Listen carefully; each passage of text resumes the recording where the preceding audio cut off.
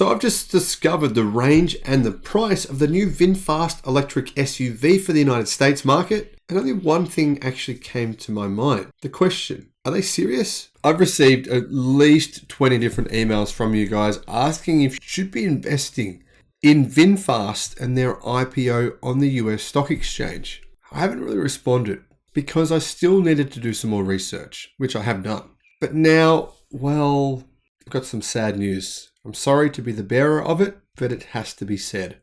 Hello, my friends, and welcome to the channel. I'm the Electric Viking. Great to see you. Welcome to all the new subscribers, and welcome back, everyone else. My name's Sam Evans, and I'm coming to you from Melbourne in Australia. It's great to see you all on such an amazing day today. It's like the perfect weather here. You know, it's 5:42 a.m. in Melbourne in Australia, and the sun is just coming up, and just see it outside just starting to come up. You know, sometimes I just think to myself, wow, aren't we so lucky to live on this amazing planet, this tiny speck in the universe? Really, we just are. We are so lucky. However, VinFast, they're about to learn the hard way that, well, US customers are not going to put up with a subpar product at this price. It's that simple. Here's the story from Motor Trend. Vietnamese startup automaker VinFast has had a meteoric rise. I should point out, though, that's had a few missteps along the way.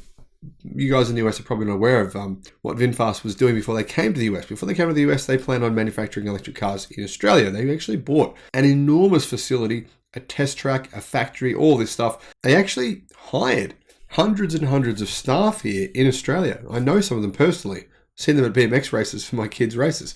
And then they pulled out, let everyone go, got rid of all their workers, sold off all their assets, and decided to do it differently. And VinFast was founded in 2017 to make scooters, buses, and cars. And VinFast's first internal combustion powered vehicles hit Vietnamese streets 2 short years later. In 2021, amidst the conversion from combustion to electrification, it set its sights across the Pacific with the goal of launching the brand and its electric VinFast VF8 compact SUV in the US by the end of 2022. With VinFast's first VF8s currently eastbound across the Pacific and slated for American driveways by the end of the month, Motor Trend attended a local consumer ride event to experience the car. Now, before I go on, the VinFast VF8 is actually extremely similar in size to the Tesla Model Y. It's 2,950 millimeters in length in the wheelbase. That is 116 inches. The actual length of the car is 4,750 millimeters, 187 inches. Width is 1,900 millimeters, or 1.9 meters, or 74.8 inches, and the height is 1,660 millimeters, 65.4 inches. In the US, the VF8 has a dual motor all-wheel drive arrangement with output of either 348 horsepower, that's 260 kilowatt, and 370 pound-feet of torque, which is 500 newton meters of torque. That's in the Eco model. However, the Plus model has more power. It's got 402 horsepower, 300 kilowatt, and 457 pound-feet of torque, which is 620 newton meters. It'll be using batteries from Samsung SDI, but VinFast plans its own battery factory by August of 2022. That's come and gone, and that hasn't happened yet, but they still plan on doing it themselves.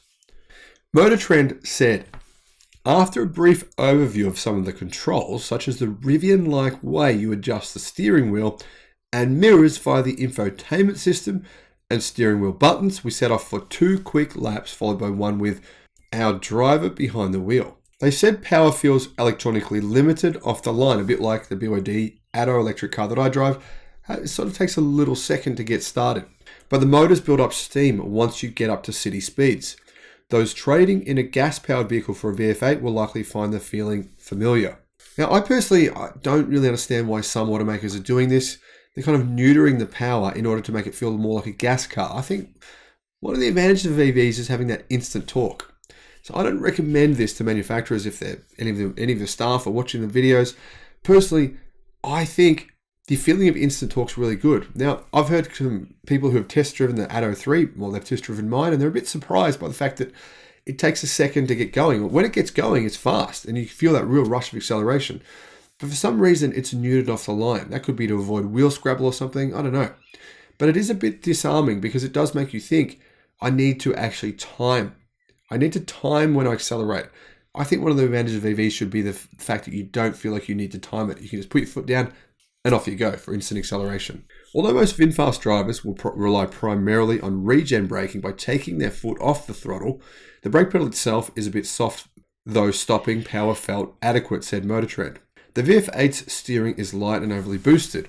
It's not what we'd call engaging, but then they said they didn't drive it for long enough to get a real good impression of the car. Now there seems to be pretty good storage space. It features a large rear hatch that could swallow a family's luggage for a weekend getaway and a small frunk shared with a 12-volt battery and a fuse box. MotorTrend said VinFast interior material quality felt like what you might find on a lower-end American subcompact. But here was the big problem, right? The cheapest version of this vehicle, when it comes to market, will have 180 miles of range and cost $55,500 US.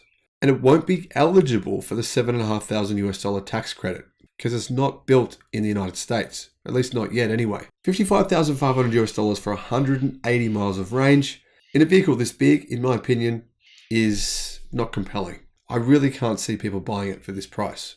Now, you can actually get more range in the car if you're willing to pay for a bigger battery pack, but then you have to pay a subscription fee of $170 US per month. So then you can actually go to a different model of the car, get extra range. I think range then can jump up to about 277 miles for the VF8 Plus. Like I said though, you've got to be willing to pay either $170 per month or increase the cost of the car by around $20,000 US. Frankly, the pricing of this vehicle means it's not going to be a success in the United States at all, period. It's just a fact. One of the key reasons for this, I believe, is it doesn't use lithium iron phosphate battery technology. It uses lithium ternary batteries, which have a nickel-based chemistry. They simply cost more. And frankly, VinFast currently has to ship them halfway around the world to get to the US.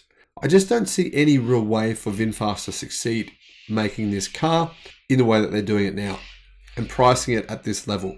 I really don't think anyone would cross-shop this with, say, for example, a Mustang Mach-E or a Tesla Model Y and say, you know what, I'm willing to pay more for this with 180-mile range for other proven electric car brands in the United States. It just doesn't really make any sense to do that, to pay more money. And why am I saying more money?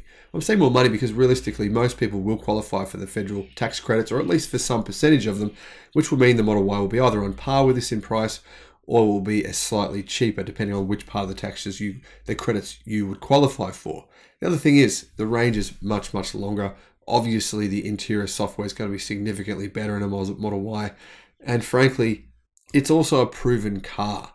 It's faster. I mean, maybe some people will say this VF8 looks better, but in terms of the looks, I think they're both slightly polarizing in their looks.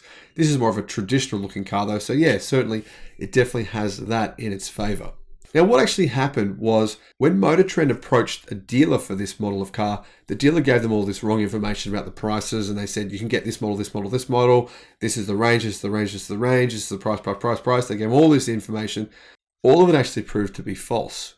So that could be a significant challenge for VinFast as well, educating their dealers on their complicated sales model. It's complicated because most of the models they'll sell actually revolve around a renting model. You can rent the battery pack. You don't actually ever own it. That's VinFast's main way of doing business. But unfortunately, they've found that that's not really working for them so well. So now they're considering offering the cars for sale with a battery, meaning you don't have to rent because everyone said it was way too expensive. Would I invest in this company based on the experience MotorTrend have had, based on the prices, based on realistically what you're getting for your money? No, absolutely not. I don't see any compelling reason to do so. But remember, VinFast itself is actually an extremely successful company. They're actually a real estate business in Vietnam. And at doing that and some other things that they do in Vietnam, they've done incredibly well. But that isn't what you'd be investing in this new IPO in the US. Now let me know your thoughts in the comments section below.